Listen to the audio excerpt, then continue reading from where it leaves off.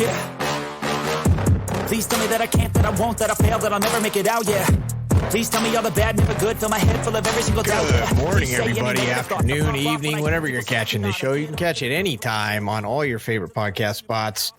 iHeart, Spotify, YouTube sometimes. We'll throw that up there. Welcome to That Effing Sports Show. It's another great day because we have Adam Hulse with us. We're going to be talking some NFL today. We're going to try and get to some NBA and maybe some other stuff. Now that the draft's over, we did our series getting up to the draft. We've done the draft. We talked about aftermath of the draft, and it's inevitably still going to invade the conversation all the way throughout the NFL season because these picks are always going to be diagnosed throughout the entire year if they were worth it. That's kind of where I want to start, Adam, with all the players getting drafted, where they went, aside from Bryce Young. And Young has already been told, don't worry about starting. That's what we got Dalton for. I'm sure that takes a little relief off his shoulders, but let's not sugarcoat it. I give it 3 weeks before Bryce Young's a starting quarterback. Aside from Bryce Young, though, who else is going to be an immediate impact for their team once the season starts? Yeah, I mean, naming Andy Dalton the starter right now, it's a lot like, when the Jaguars drafted Trevor Lawrence and going into camp, they said he's going to have to win the job over Gardner Minshew. We all knew that would happen by week one, but,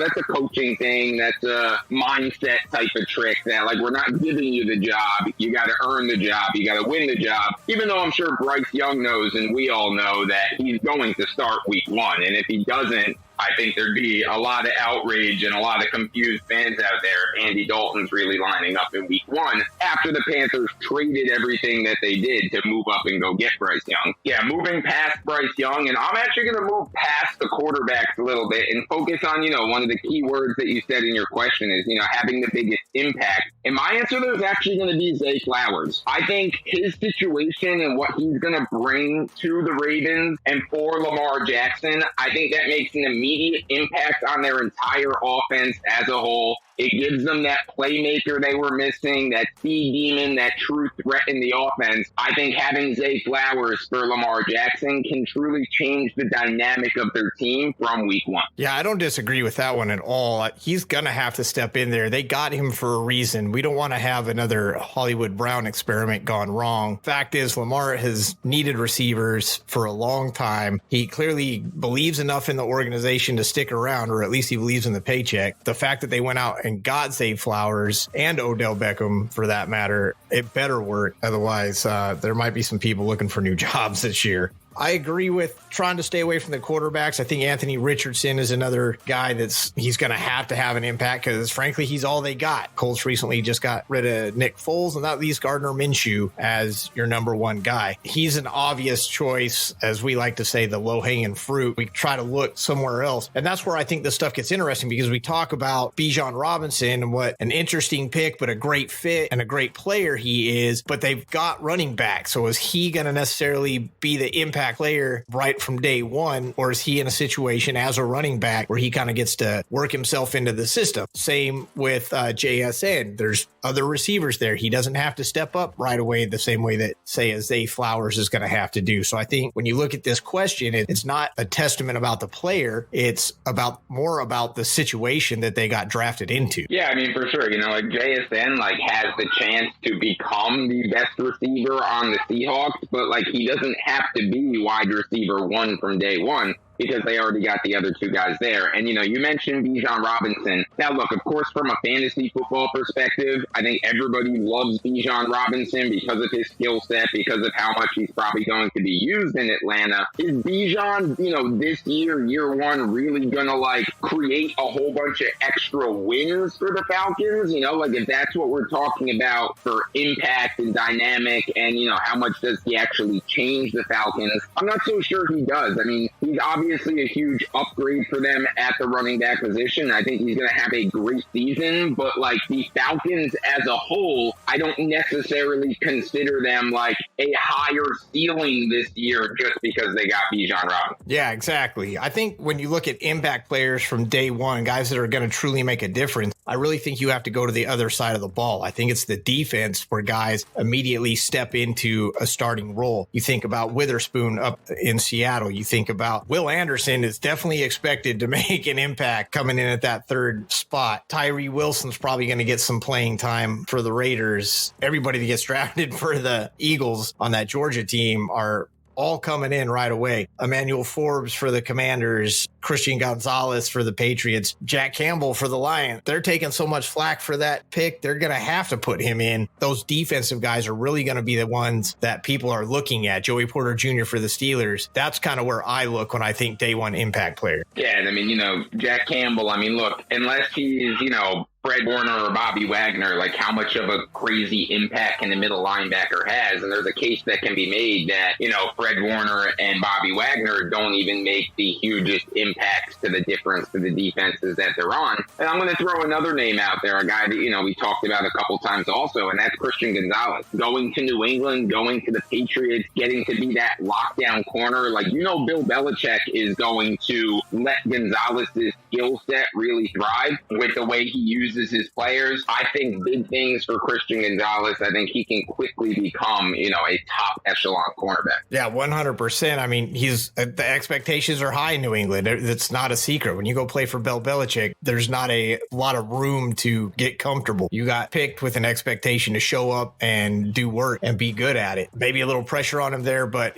being a first round pick, he seems like a guy that can handle it. But for me, like the pressure would be more on Witherspoon, right? Because Christian Gonzalez kind of fell to like the middle of the first round, which to me was shocking because when I looked at, the way he plays and his skill set in general, I thought he was definitely the best cornerback and I thought he'd be a top 5 pick, top 10 at worst. So I think some of the pressure actually comes off him. I do agree with you that, when you go on a Bill Belichick defense that your expectations are immediately going to be high. But I think the pressure goes the other way much more to Witherspoon because he's the guy who went to the Seahawks 5th overall. So he's expected to be what I thought Christian Gonzalez was. Well, and I think Witherspoon probably played against some higher caliber teams at Illinois than Gonzalez did at Oregon. I know everybody's throwing shade at the Pac. Shade or not, it doesn't make it untrue. SEC is better than Big Ten. Big Ten's better than Pac-12. I mean, these are not secrets. So as the season goes on and you're playing the games, even the cupcake game, you're still getting a better test in these bigger conferences, in my opinion, anyway, over the course of the season. When you watch him play, he's a very physically imposing type of cornerback, and that kind of fits that Seahawks style of defense. Like when you look at a lot of the defensive backs that they drafted over the years, they like these big, physical, intense, at the line of scrimmage type of corners. So the fit does make sense, but where he got selected in relation to where Christian Gonzalez got selected is pretty surprising to me, at least. Interchangeable. You never know where someone's going to go. I agree. The biggest thing I agree with you on, regardless, is the fact that I was really surprised he fell that far. I think he fell in a perfect situation. It's a great spot for him to be. I'm sure he's glad he fell to where he fell. But yeah, kind of surprised that he did get that far. With all these new additions and stuff, kind of look at the whole team. Best quarterback in the league is still Mahomes. That doesn't matter. That didn't change or anything like that. I want to talk about groupings as far as who do you think right now has the best wide receiver core in the NFL, like as a whole? For me, it really comes down to 2 teams. It's got to be the Seahawks and the Bengals. To me, they're kind of a step above everybody else. For me, with the drafting of JSN, that for me puts the Seahawks slightly towards the top. Look, I mean, DK Metcalf still is a physical freak like he is. In my opinion, Tyler Lockett is one of the most underrated wide receivers in the entire NFL with all the stuff he's able to do. You add JSN. We've talked at length about JSN. He was on the same roster as Garrett Wilson and Chris Olave, and he was much better than the two of them. They both looked phenomenal during their rookie years last year. So adding him to that core in Seattle, I give them the slight edge over Cincinnati. Yeah, I'm not going to go that far yet just because they are untested, but I do agree with you. Those are probably like my top 2 on paper right now as far as the entire receiving core. Yeah, I mean, you said it perfectly. Not much really to add there. The Cincinnati Bengals, they're battle tested. They already have gone through the season together. They've done the playoffs together. They already have the chemistry. There's nothing to develop between them where Seattle's still going to have to try and work all that out through the preseason, hopefully not too long into the season. They're all elite level, and if Geno shows up, I don't think they're going to have a problem. But if I'm going head to head, right, Geno or Joe Burrow, I'm taking Joe Burrow. Chase or Metcalf, I'm taking Metcalf. I agree with you also that Lockett is very underrated, absolutely phenomenal. Power rankings, if you will. Seattle, I think, is number 2, but I still got to push Cincinnati ahead of them. Yeah, I mean, that's fair because, kind of like you said, if you match them up, even receiver for receiver, yeah, like Chase is probably better than Metcalf. Higgins is probably better than Lockett. I'm still looking at the potential of what JSN could be in that trio, and that's why I would give this slight edge to Seattle, but I think that Cincinnati and Seattle are pretty clearly 1 and 2, and then number 3 would probably be the Buccaneers. Yeah, maybe.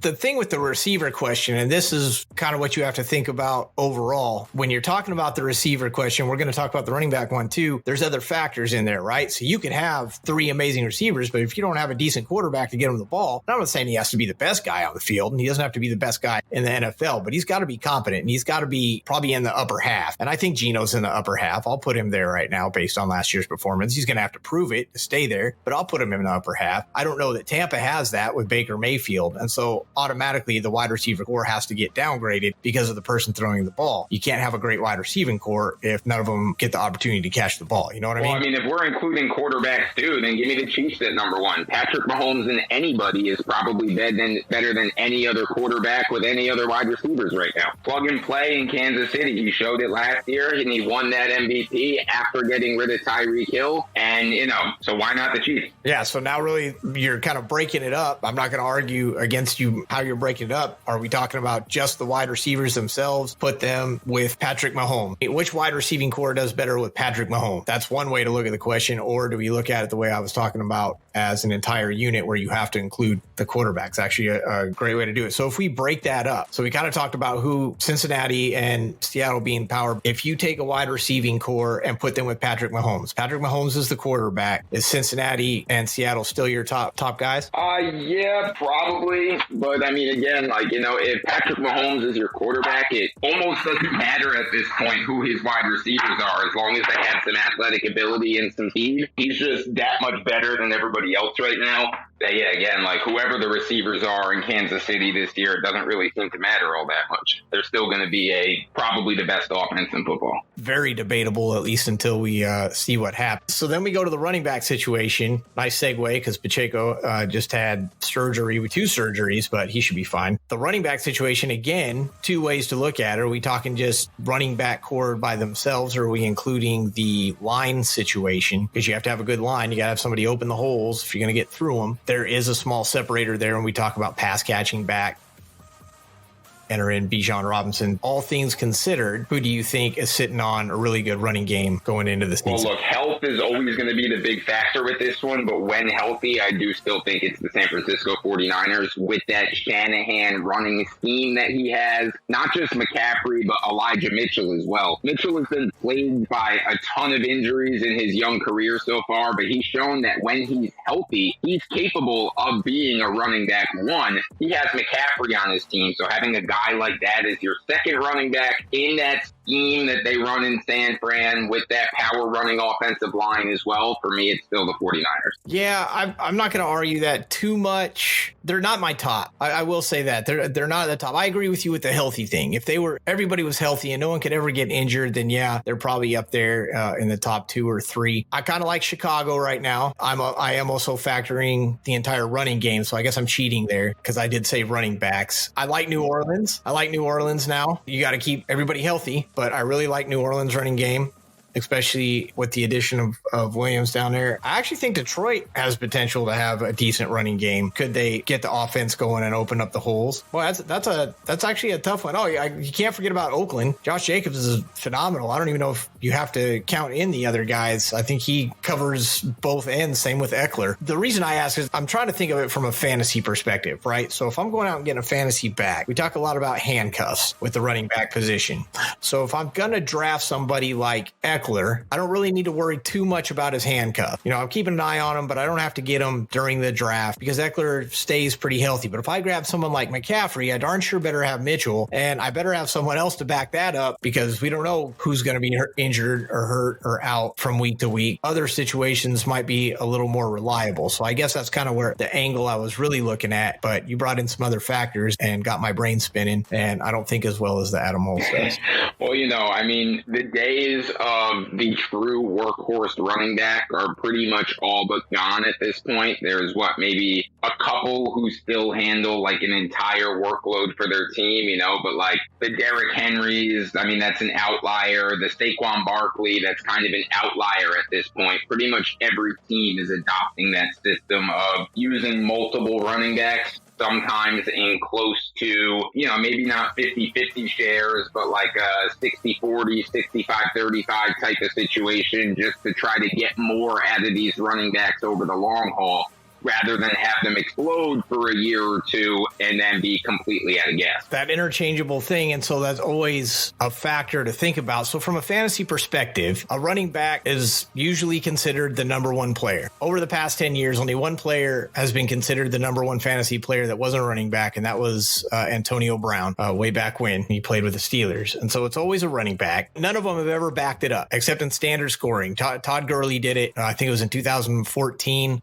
But only in standard scoring, not in PPR. So your consensus number one, almost never number one. Well, they never finish number one when we're talking PPR. They seldom even finish in the top 10. It's almost like a curse to be the consensus number one. Eckler is definitely going to be the number one based off last year's performance. I don't think there's much argument there. Maybe there is, and we can have that debate too. If Eckler is picked number one, following historical stats, he will not finish at number one. So which other running back has the best chance to take that role over? Yeah, you're 100% right. Like the data does back it that, getting multiple number one overalls at the end of the season is almost impossible in fantasy. But yet every year in fantasy, the top guy that gets drafted is often the guy who finished in first place the year before. But, sometimes you have to go down just a little bit and look. And look, like this might be a little bit of a homer pick, but, health might play a factor here too. But I'm going to go with Tony Pollard. He's going to be featured in the Cowboys offense this year. Mike McCarthy has said all offseason that they are going to run the ball next year. He's the guy calling the plays now. There's no more Kellen Moore. He has consistently said, we're going to get back to a little bit more old school. We're going to run it right at you and wear you down until you prove that you can stop it. Tony Pollard's going to be that guy. The Cowboys did not draft a running back high in the draft like some thought maybe that they would in the first or second round to pair with Pollard. The only move they made this offseason is they brought in Ronald Jones. And, let's be honest. Ronald Jones is not going to be challenging Tony Pollard for touches. He's just going to be maybe getting some of the short yardage type stuff. I look at the ceiling for Tony Pollard this season. When you look at him over the last 2 years, any time that he got the start and Ezekiel Elliott was out with an injury, he absolutely exploded in just about every single time that he got those extra opportunities. So I'm picking Tony Pollard. It's definitely an outlier. It's something I think you can pull off in the first round with a mid-round pick. It's not a bad pick. Argue it well, and it all makes sense. I think Saquon is going to get tagged as the guy who will take over the number one spot, but I think people are going to overlook, not as much as last year, but I think people are going to end up overlooking Josh Jacobs again. There's an argument to be made without Carr being there and having a new quarterback in that system being who it is. I really think either Josh Jacobs or Saquon Barkley have the best chance to take over that number one spot. Both of them are in great situations. Both of them have quarterbacks who are capable, but are not elite. Neither one has an elite quarterback. And so you're going to have to throw. You are going to have to run. Both of them catch the ball. So you're kind of a dual threat there. And both of them have offenses that are not going to blow the doors off anybody. So they're going to have to play every single game. They're going to be in a dogfight pretty much every single game. And so these guys are going to get a lot of carries, a lot of catches, and it should amount to a lot of yards. Yeah, I definitely like those picks. Josh Jacobs just seems like the guy that gets underrated every year. He has, consistently been great, and he is one of the few workhorse running backs. He pretty much gets all the touches in the Raiders' backfield, or at least he did last year. But he still always seems to get overlooked. Now, Saquon Barkley is an interesting one because of his contract situation. I think he's still going to come in and play on that tag. And if I'm the Giants and he's playing on a tag, I like this for a fantasy reason, because when you have a player on a tag on that last year of a contract type of situation, you can just overwork the hell out of them because you don't have a future investment in the player. You know what I mean? Like, you don't have to be cautious with his workload because you don't know what the future holds with this player. You can kind of just go all in on him. They already did last year, and Barkley was very good last year. That offense ran through him. If they do that again this year and even increase it a little bit, I do like the Barkley pick. Yeah, see, Adam Hulse Sports on Twitter, writes for Sportskeeda, sportskeeda.com. Go find him, follow him now, because the fantasy articles are coming and they will help you win your league because of stuff like that. Because when you really want to play fantasy, you've got to look at all the outlying factors. And that's what Adam is talking about. You got to look at contracts. When you're looking at players who are on their last year of the contract, they need to show out because they're trying to get big money. So when you guys see guys sitting in there with their last year, sitting in situations that they don't want to be in anymore, and they decide to play, which most of them do now. Only a couple of them decide, I'm not going to play. I don't have to be here next year. They're probably going to show out so that they can make some big money when they move. Saquon Barkley is one of those guys in that situation. There are others, and we will definitely talk more fantasy, obviously, as the year goes on. But these are the things you have to look at, and these are the things Adam Hulse concentrates on. This is why we have him on the show. This Thursday, today is Tuesday that we record this. You'll probably hear this on Thursday, actually. So today at 8 p.m., the NFL schedule is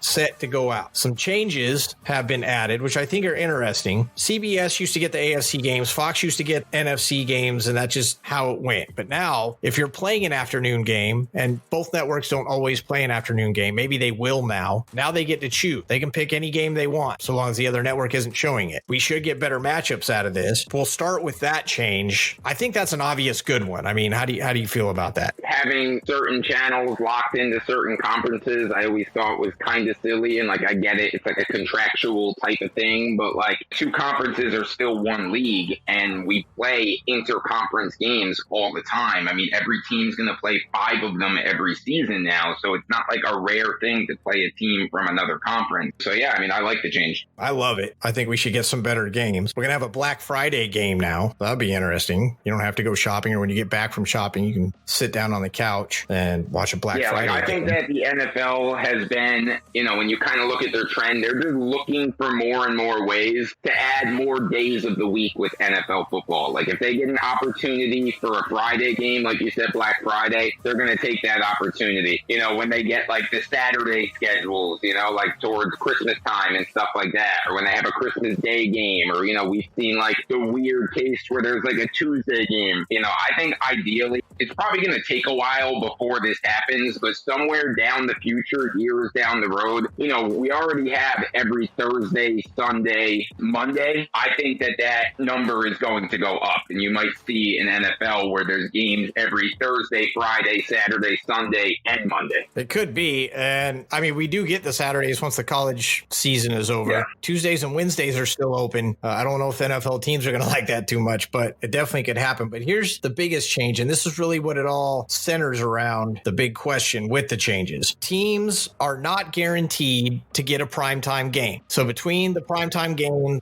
the 3 primetime games on Tuesday, Sunday, and Monday night, it used to be everybody got at least one. So you got to see everybody, and everybody got to be seen. Now that requirement does not exist, and you can actually have 2 primetime games. Any team can have 2 primetime games. So expect to see Kansas City twice in prime time. Expect to see large market teams get 2 games in prime time. What you're also going to see, if you are a team that hasn't typically done well or in a smaller market, there's a very, very good chance that you will not be on TV in any primetime game. A lot of questions come off this, like, are small markets getting screwed? How is the NFL going to accurately predict who does and doesn't do well? Because I think Seattle was not expected to do what they did last year. There's going to, you know, Tampa was obviously expected to perform better than they did. Teams that are expected to show well sometimes don't show up, and vice versa. So how is the NFL going to actually predict that? The answers are not, and we're still going to get some crappy games. Would you rather chance it that you're going to get a crappy game, or would you rather take the chance that you're going to get more good matchup? And then lastly, how long is this actually going to last because of these smaller market teams getting screwed? I get the angle that the NFL's taking, like, of course, from a business perspective, they want to get, the best teams and probably more specifically the best quarterbacks playing in those primetime spots to try to draw as many eyes as possible. But, it's also, in a way, it's an incentive for these teams to not tank and to be competitive, because obviously the organizations make more money on their TV stuff for these primetime type slots. So it's incentive to be relevant and be good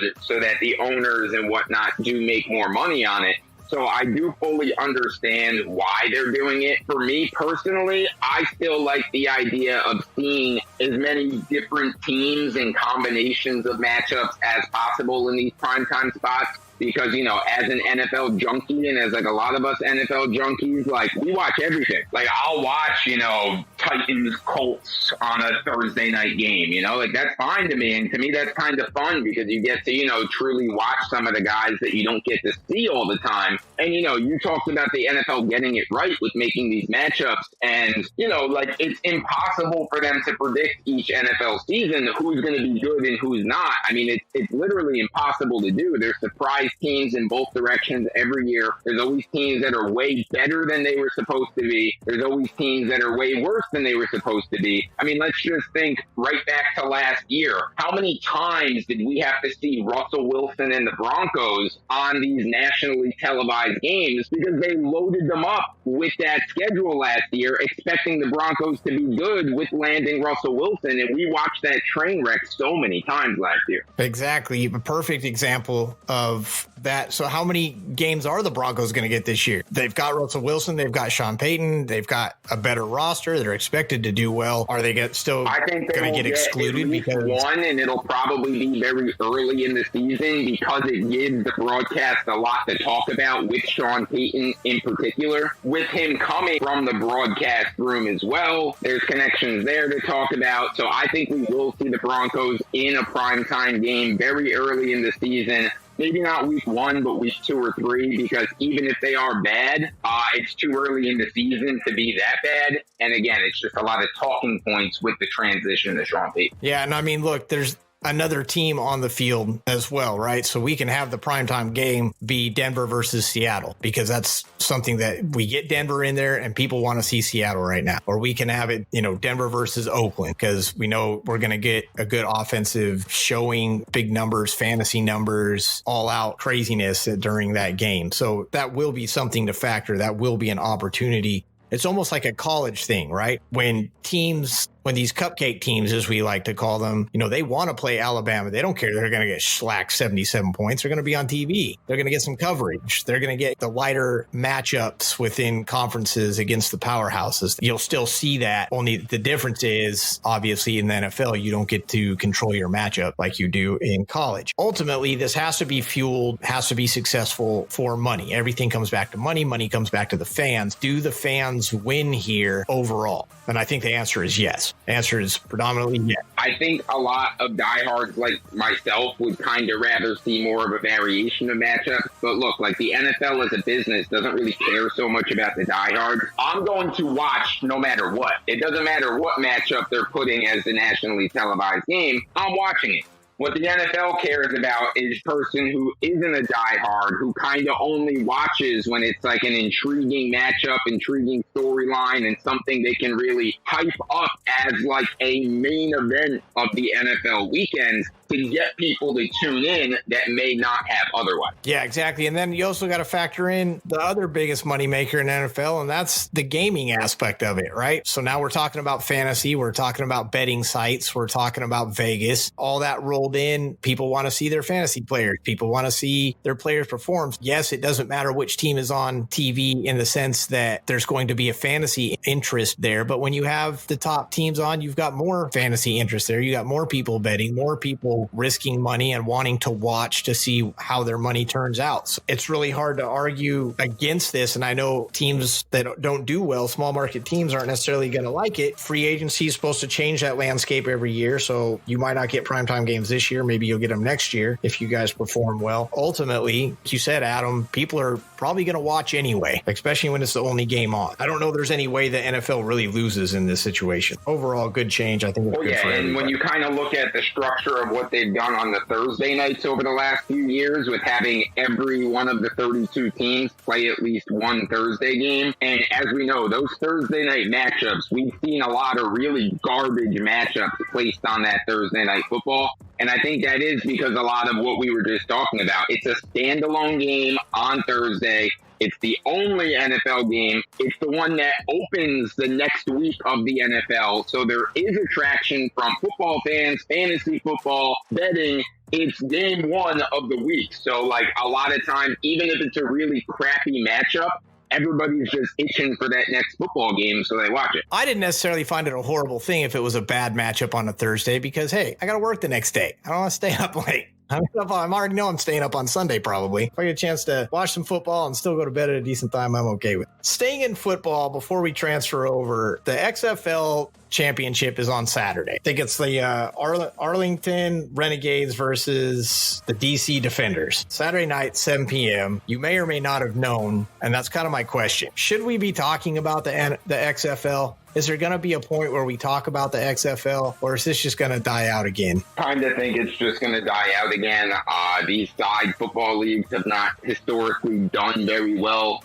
Now, how the XFL can really make the name for themselves and become relevant is if some players coming out of college that have NFL caliber pick the XFL over the NFL. That's what can give them some credibility. Or if some of these quote-unquote superstars from the XFL end up, getting NFL contracts and continuing to be superstars. But it doesn't work when the best player in the XFL gets an NFL contract and he's a role player that sees 5 or 10 snaps a game.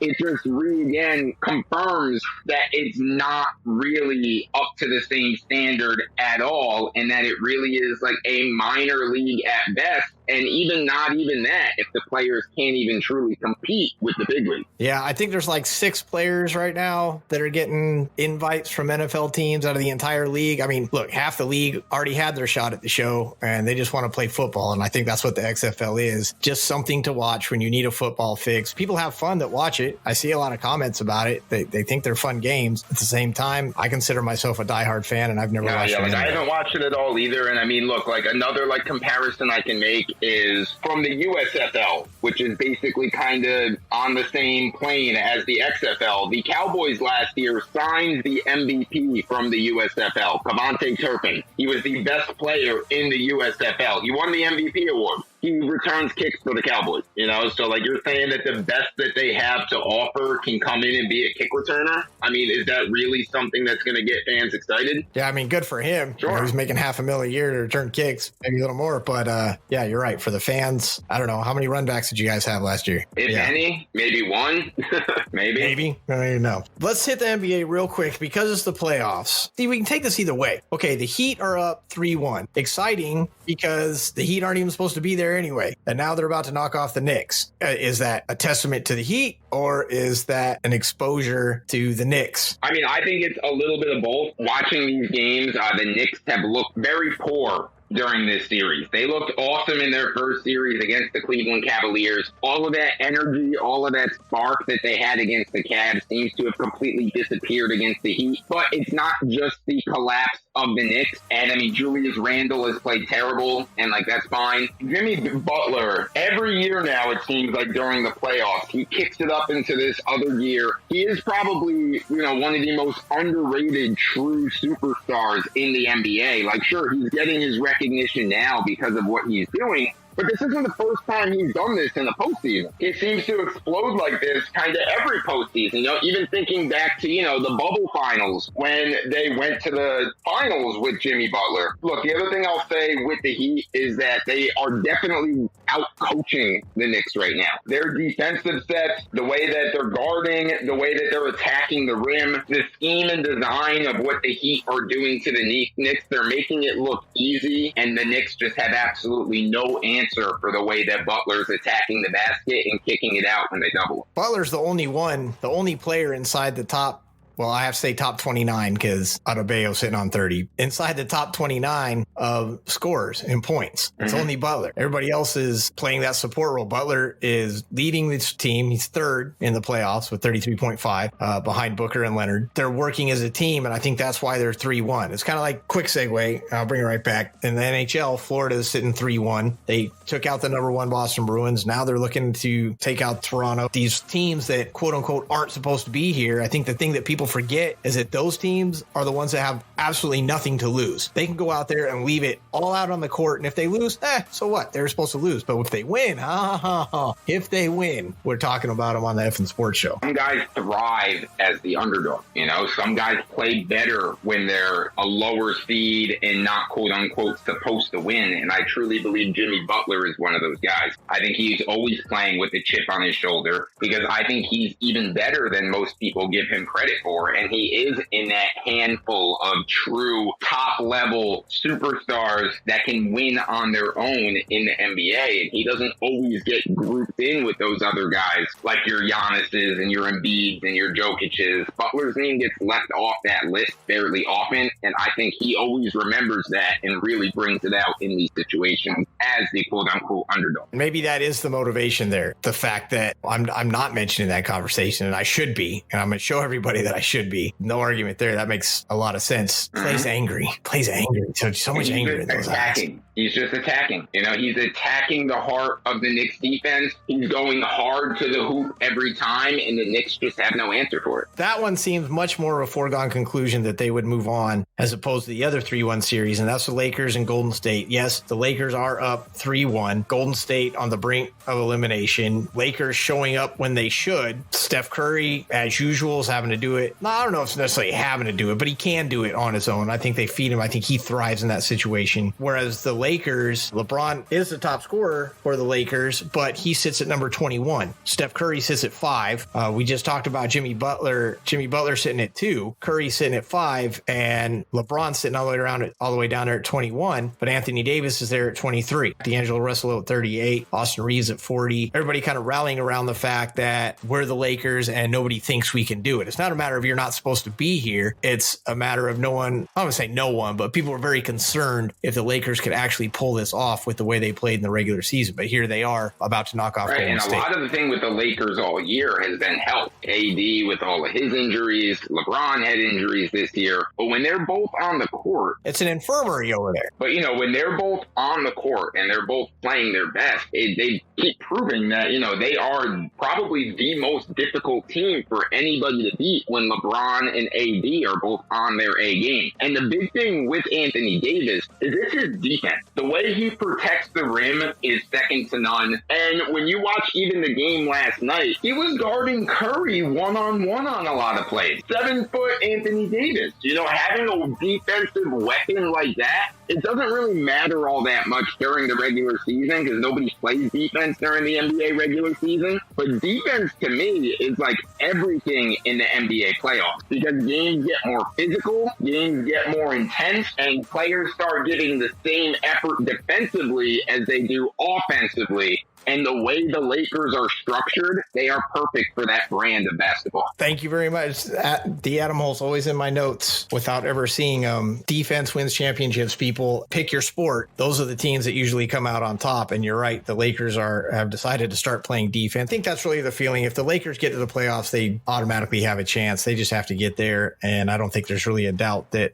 they make that happen. They got close this year. They played a little fast and loose with it, but they made it, and there they are about to knock off Golden State. It was a question of whether or not they would actually get in the playoffs, but once they're in, nobody wants to play the Lakers. It's still LeBron, and there's still AD, and it's still the Lakers. It was just a matter of if they'll get there, and they did get there. And look, like one thing on the Warriors too, all year long they have been elite at home. They've been arguably the best home team in basketball, but they have been a disaster on the road. When you look at their home versus away split, it is very, very bad. And I just think eventually that was going to catch up to them, especially when you're talking 7-game series in the playoffs. You can't be that polarizing home versus away, which is what the Warriors were this year. Yeah, no doubt about that. The other two series are tied 2-2. They're the top seeds and they're playing like it. Those ones are going to come down to the wire, I think. Game 7, maybe not, but game 6 is. I think obviously game 5 is it's automatically coming to game 6. So I guess that's not a big prediction to make. They definitely both could come down to game 7. You're getting the basketball you kind of expected out of those 4 teams. I love seeing that the Nuggets are now doing it in the postseason and really pushing the Suns to the limit. I mean, this is a championship or bust kind of year, in my opinion, for the Suns with the way they went out and got KD. If they get eliminated by the Nuggets, that is a disastrous finish to this year for the Suns. But I love that the Nuggets now are getting some of this postseason success that has kind of eluded them in the past. Well, you remember when the Suns made that trade. We can go back and check everybody's Twitter. Here they are sitting they at number 4. Got crowned champions as soon as that trade was done, but they're being tested. Yes, they are. We'll see how it all plays out in a couple more games. As we wrap up this show, we talk about all sports here. Brought up the XFL. I got to bring up the Westminster Kennel Club show. It's not for what you think, though. Why do you care? You don't. Except the fact that you could have bet on this. Fox actually ran a Super 6 dog show contest for $1,000. Free entry. Pick the top 6, I guess, and get a share of the 1,000 like they do with everything else. Are we getting a little too gamble happy? And